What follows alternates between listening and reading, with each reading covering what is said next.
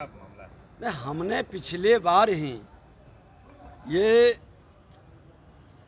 Budget सत्र में ही 27/12/2022 को और 7/3/2013 को हमने कहा था कि आप प्रोसीडिंग की कॉपी उपलब्ध कराएं।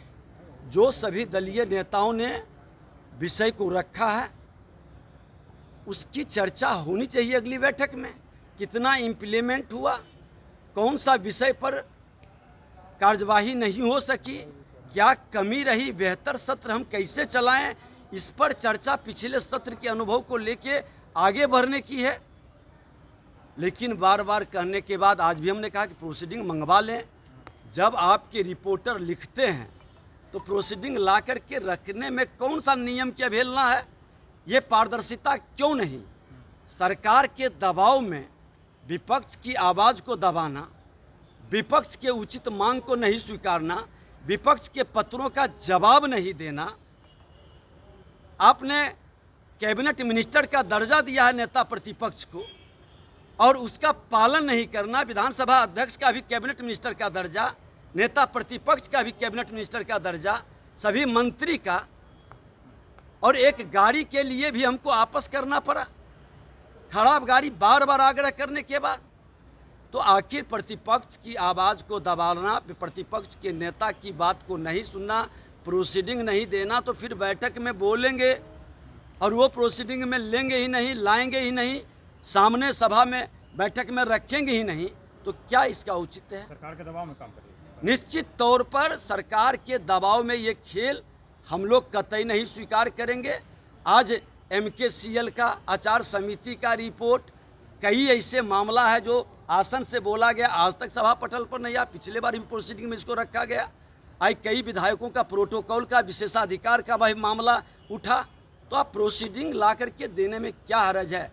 आपकी नीयत साफ, सरकार की नीयत साफ रहती तो प्रोसीडिंग देंगे, उस पर विचार करेंगे गंभीरता से। हम तो सदन चलाना चाहते हैं, जन समस्याओं को सरकार के सामने और बैठक में उसको ढंग से रखने की बात करते हैं।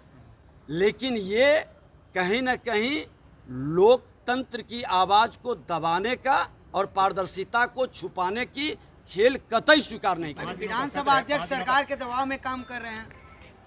अब नहीं लाना, बार बार पत्र लिख करके मांगना, कई पत्रों का जवाब नहीं देना।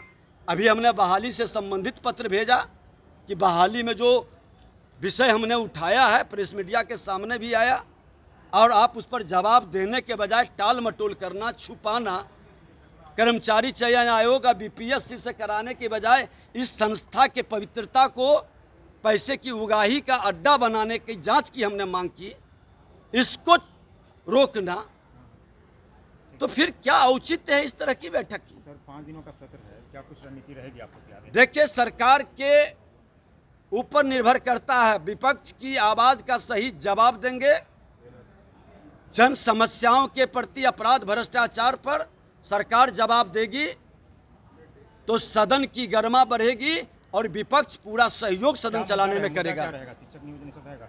निश्चित तौर पर जो ज्वलंत मुद्दा है, शैक्षणिक वातावरण को जिस तरह से तहस नहस किया गया, शिक्षक अभ्यर्थी के साथ जिस तरह से मजाक किया जा रहा है, लाठी बरसाई जा रही है, किस तरह से अपराध भ्रष्टाचार का खेल हो रहा है, सरकार की मौन है, अफसर की तानाशाही और सरकार के अंदर जो लूट खसोट की वातावरण बन रहा है, ये तमाम विषय पर जब चर्चा होती है तो सदन में तो यही विषय उठेगा।